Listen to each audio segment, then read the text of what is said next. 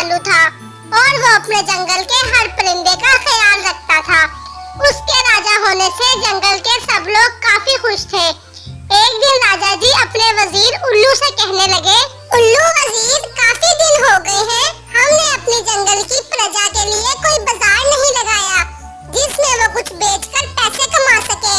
क्यों ना हम जंगल में एक ऐसा आयोजन करें। राजा जी, आपका ख्याल तो बहुत अच्छा है। जंगल के सब लोग बहुत खुश हो जाएंगे। ठीक है, जाकर सबको बताओ और कहो कि सब परिंदे तैयारी कर लें। कल से ही बाजार लगेगा 2 दिन का। दूसरे जंगल के भी परिंदे आएंगे। फिर उल्लू वजीर सब परिंदों को बताने के लिए चला जाता है। सुनो जंगल वासियों, मेरी बात सुनो।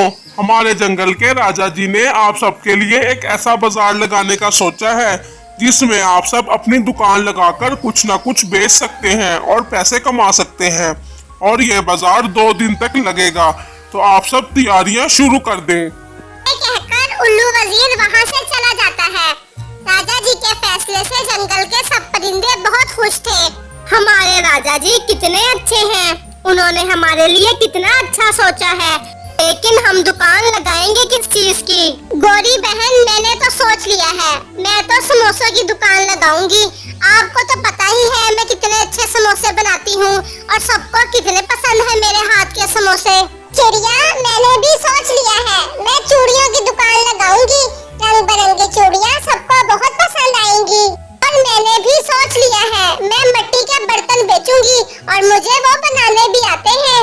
सबने सोच लिया था कि वो किस किस चीज की दुकान लगाएंगे। गौरी बहन, कालू भैया, आपने क्या सोचा कि आप किस चीज की दुकान लगाएंगे? हमने अभी कुछ नहीं सोचा, हम कल तुम सबको सरप्राइज देंगे। फिर सब कल की तैयारियों के लिए चले जाते हैं। गौरी, क्या सरप्राइज है, मुझे भी तो बताओ। कुछ नहीं कालू जी, वो तो मैंने इन सबके सामने ऐसे ही कह दिया था, क्योंकि सबने अपनी अपनी दुकान के बारे में सोच लिया था सिवाय हमारे।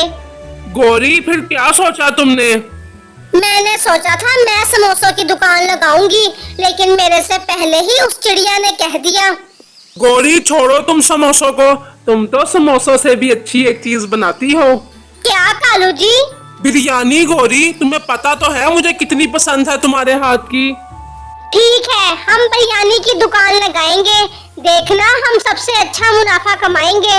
फिर वो दोनों भी कल की तैयारी करने चले जाते हैं। कल का दिन हम सबके लिए बहुत मसरूफ दिन होगा और मैं दिल से चाहती हूँ कि सबको उनकी दुकान से अच्छा मुनाफा हो। अगली सुबह सब बाजार में अपनी अपनी दुकान लगा लेते हैं।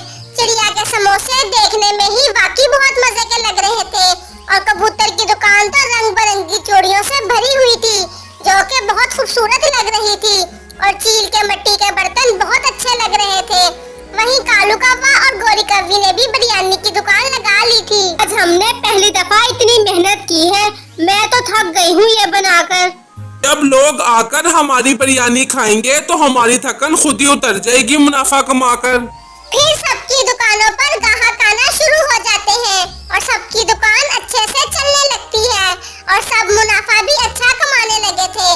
फिर रात हो जाती है और सब अपनी अपनी दुकान बंद करके घर आ जाते हैं। आज का दिन बहुत मसरूफ दिन था और सबने मुनाफा भी अच्छा कमा लिया है। बस कल का दिन भी ऐसा ही रहे। अब हमें अगले कुछ महीनों तक भोजन के लिए भटकना नहीं पड़ेगा। उल्लू वजीर, आज का बाजार कैसा रहा? मेरी जंगल की प्रजा ने मुनाफा कमाया ना? जी राजा जी, सबने काफी अच्छा मुनाफा कमाया है। उल्लू वजीर, मैंने सोचा है कल जब बाजार खत्म होगा तो जिसने सबसे ज्यादा मुनाफा कमाया होगा मैं उसे 10 सोने के सिक्के दूंगा और बाकी सबको 5-5 सोने के सिक्के दूंगा। तोते राजा, आप बहुत अच्छे हैं, वरना आजकल कौन सोचता है अपनी आवाम के बारे में। नहीं, ये तो मेरा फर्ज है। वहीं उस जंगल में रात को एक लुटेरी चील आती है। कल इस जंगल के परिंदों की खैर नहीं है। मैंने सही सुना है, इधर बाजार लगा हुआ है, सबने काफी मुनाफा इकट्ठा किया होगा। कल मैं इनसे मुनाफा लूट लूंगी इनका।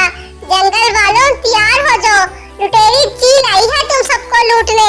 अगली सुबह सब दोबारा दुकान लगा लेते हैं और सबकी दुकानों पर ग्राहक आने लग जाते हैं और आज भी सबकी दुकान अच्छे से चलने लगी थी। वहीं फिर लुटेरे